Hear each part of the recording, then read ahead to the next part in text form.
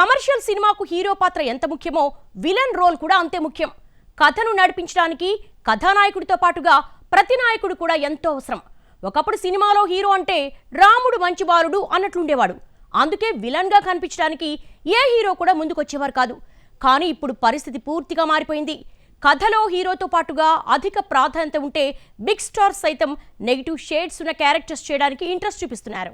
ముఖంలో కర్కసత్వం, కనుచూపులో క్రూరత్వం, మాటలో కరుకుతనం, మారుతున్న విలనిజం, హీరో కంటే ఎలివేషన్. కాలం మారుతున్న కొద్దీ కొత్త కాన్సెప్ట్లతో సినిమాలు వస్తున్నాయి. నిన్న మొన్నటి వరకు సినిమాల్లో హీరోలకి పేరొచ్చేది, వారి నటనకే మంచి మార్కులు పడేవి. విలనిజం పాత్ర పోషించిన నటులు ఎంత అద్భుతంగా నటించినా హీరోల్లా ఎక్స్పోజ్ అయ్యేవారు కాదు. రెమ్యూనరేషన్ కూడా అంతంత మాత్రంగానే ఉండేది. ప్రస్తుతం ట్రెండ్ మారింది. విలనిజం పాత్రలకు డిమాండ్ పెరుగుతోంది. హీరోల రేంజ్ లో రెమ్యూనరేషన్ ఫస్ట్ నుంచి చివరి దాకా ఎస్టాబ్లిష్ ఉండడంతో విలనిజానికి హీరోలు జై కొడుతున్నారు. సినిమాల్లో హీరోల కంటే విలన్ రేంజ్ పెరిగింది. లీడ్ రోల్ పోషించే నటులకు మించి విలన్ పాత్రలో హీరోలు దుమ్మురేపుతున్నారు. ప్రేక్షకులు తమ గురించే చర్చించుకునేలా పాత్రల్లో ఒదిగిపోతున్నారు. సినీ ప్రియుల అభిరుచిలో వస్తున్న మార్పులు, పాన్ ఇండియా సంస్కృతి ప్రభావం కథానాయకుల ఆలోచన ధోరణిని పూర్తిగా మార్చేశాయి. హీరోలంటే ఫలానా పాత్రలే చేయాలి, ఇలాంటి కథల్లోనే నటించాలి అనే మూస ధోరణి క్రమంగా కనుమరుగవుతోంది. కథ బాగుండి అందులో పాత్ర బలంగా కనిపించిందంటే చాలు, ప్రతినాయక పాత్రల్లోనూ మెరిసేందుకు వెనుకాడ్డలేదు ఈ తరం హీరోలు. ఈ మార్పును ప్రేక్షకులు ఆదరిస్తున్నారు. ఈ తరహా ప్రయోగాలు చేసేందుకు కథానాయకుల సంఖ్య అంతకంతకు పెరుగుతోంది. పలువురు హీరోలు ప్రతినాయకులుగా సినీ ప్రియుల్ని అలరించారు. విలనిజంతో తమలోని కొత్త కోణం చూపించి మెప్పించారు. ఏ సినిమాలో అయినా హీరోలు ఎక్స్పోజ్ కావాలంటే విలన్ పాత్ర అద్భుతంగా ఉండాలి. అందులోనూ ప్రతినాయకుడి పాత్ర ఎలివేషన్ కావాలంటే హీరోల నుంచి మించి నటించాలి. అందుకే దర్శకులు సినిమాల్లో విలనిజానికి ప్రాధాన్యత ఇస్తున్నారు. గ్లామర్, ఫిట్నెస్, యాక్షన్ ను కలగలిపి విలన్ క్యారెక్టర్ ను తీర్చిదిద్దుతున్నారు. కలకాలం పాత్ర గుర్తుండిపోయేలా హీరోల కంటే విలనిజాన్ని చూపిస్తున్నారు. ఒక సినిమా హిట్ అయిందంటే అది కేవలం హీరో హీరోయిన్లతోనే కాదని, విలన్ కూడా కీలకమని అనేక సినిమాలు నిరూపిస్తున్నాయి. దురంధర్ మూవీ గురించి ఎక్కడ చూసినా చర్చ జరుగుతోంది. సినిమాలో హీరోగా రణ్వీర్ సింగ్ స్పై పాత్రలో నటించారు. అయితే ఎక్స్పోజ్ అయింది మాత్రం రెహమాన్ డెకాయిడ్ పాత్రలో నటించిన అక్షయ్ ఖన్నా. దురంధర్ సూపర్ హిట్ సినిమాతో నటుడు అక్షయ్ ఖన్నా క్రేజ్ మరింత పెరిగింది. విలన్ అయినప్పటికీ హీరో కంటే ఆయనకి ఎక్కువగా ప్రశంసలు లభిస్తున్నాయి. రెహమాన్ డెకాయిట్ గా అక్షయ్ ఖన్నా తప్ప మరొకరిని ఊహించుకోవడం కష్టం. కసాయితనం ఎలా ఉంటుందో తన నటనతో ప్రేక్షకులు మైమర్చిపోయేలా చేశాడు. రణ్వీర్ సింగ్ కంటే కూడా అక్షయ్ ఖన్నాకి మంచి పేరొచ్చింది. అంతకుముందు వికీ కౌశల్ హీరోగా నటించిన చావా మూవీలో ఔరంగజేబ్ పాత్రలో అద్భుతంగా నటించి అందరి మన్ననలు అందుకున్నాడు. ఇప్పుడు దురంధర్ సినిమాలోనూ తన నటనతో మరోసారి ప్రేక్షకులు తన గురించి చర్చించుకునేలా చేశాడు. బాహుబలిలో భళాల దేవగా శక్తివంతమైన ప్రతినాయక పాత్రలో కనిపించి ప్రేక్షకుల్ని మెప్పించాడు హీరో రానా. తర్వాత భీమ్లా నాయక్ కోసం విలన్ గా మారాడు. పవన్ కళ్యాణ్ టైటిల్ పాత్రలో నటించిన చిత్రం ఇది. ఇందులో డానీ అలియాస్ డానియల్ శేఖర్ గా ప్రతినాయక ఛాయలున్న పాత్రతో అదరగొట్టాడు. పతాక సన్నివేశాల్లో ఆయన, పవన్ కొదమసింహల్లా తలపడిన తీరు ఆద్యంతం ఆకట్టుకుంది. కమల్ హాసన్ నటించిన విక్రమ్ మూవీలో రోలెక్స్ పాత్రలో సూర్య ఒదిగిపోయాడు. సినిమాలో జస్ట్ 10 నిమిషాలు మాత్రమే కనిపించి సూర్య డ్రగ్స్ మాఫియాను శాసించే పాత్ర పోషించాడు. సూర్య కనిపించినంతసేపు సినిమా దద్దరిల్లిపోయింది. ప్రేక్షకులు సరికొత్త అనుభూతితో బయటకొచ్చారు. గ్యాంగ్ లీడర్ చిత్రంతో తెరపై తొలిసారి విలన్ గా మెరిశాడు యువ హీరో కార్తికేయ. తమిళ సినిమా వాలిమైలో మరోసారి ప్రతినాయకుడిగా కనిపించి మురిపించాడు. నరేన్ అనే శక్తివంతమైన విలన్ గా ఆకట్టుకునేలా చూపించారు. సినిమాలో అతనికి అజిత్ కు మధ్య సాగే మైండ్ గేమ్ చాలా స్టైలిష్ గా కనిపిస్తుంది. టాలీవుడ్, బాలీవుడ్, కోలీవుడ్ లో హీరోల కంటే విలన్ల రేంజ్ పెరిగింది. దీన్నే ఎన్నో సినిమాలు ప్రూవ్ చేశాయి. హీరోల కంటే ఎలివేషన్ ఉండాలి, అప్పుడే హీరో ఎక్స్పోజ్ అవుతాడు. విలనిజం వల్లే సినిమాలు సక్సెస్ అవుతున్నాయి. ప్రేక్షకులు మళ్లీ మళ్లీ చూస్తున్నారు. ప్రతి సినిమాలో విలన్ చచ్చిపోతాడు, ఇది కామన్. కానీ సినిమా నడిచినంతసేపు జనాన్ని భయపెట్టాలి. ఈ ఫార్ములాతోనే దర్శకులు సక్సెస్ అవుతున్నారు. సినిమాలకు బాక్సాఫీస్ వద్ద కాసుల వర్షం కురిపిస్తున్నారు. Back to story board. Telugu సినిమాల్లో విలనిజం భారీగా ఉంటుంది.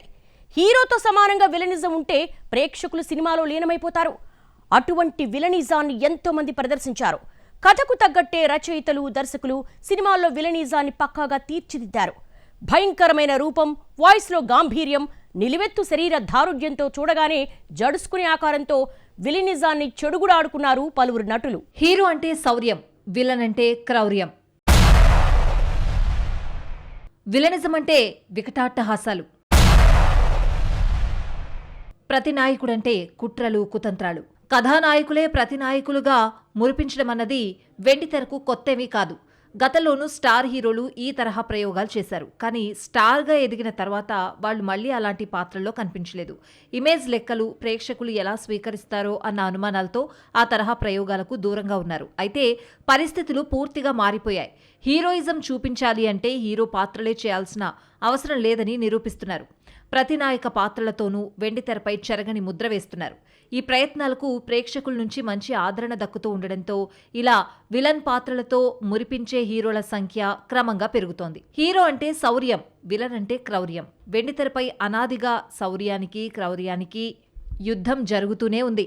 ఎస్వి రంగారావు, రాజనాల, నాగభూషణం, సత్యనారాయణ, రావు గోపాలరావు లాంటి ఎందరో మహానటులు ప్రతినాయక పాత్రలకు వన్నె తెచ్చారు. ఏకఛత్ర విలన్లుగా ఏలారు. ఏకచిత్ర విలన్లు రాణించినా మళ్లీ కనపడలేదు. తర్వాత కాలంలో కోట శ్రీనివాసరావు విలన్ పాత్రలలో ఒదిగారు. 90వ దశకానికి ముందు అనేక మంది నటులు విలనిజాన్ని పండించారు. తెలుగు సినిమా రంగాన్ని దశాబ్దాల పాటు ఏలారు. విలనిజం అంటే ముందు గుర్తొచ్చేది రాజనాల, నాగభూషణ వంటి నటులే. ఆ తర్వాత రావు గోపాలరావు, కైకాల సత్యనారాయణ. ఇక రావు గోపాలరావు సరికొత్త ఊత పదాలతో విలన్ గా అలరించారు. ఆ రోజుల్లో సినిమాలో రావు గోపాలరావు ఉన్నాడంటే ఖచ్చితంగా ఊతపదం ఉండాల్సిందే. రావు గోపాలరావు ఊతపదాలు సినిమా వచ్చిన తర్వాత చాలా రోజులు గుర్తుండిపోయేవి.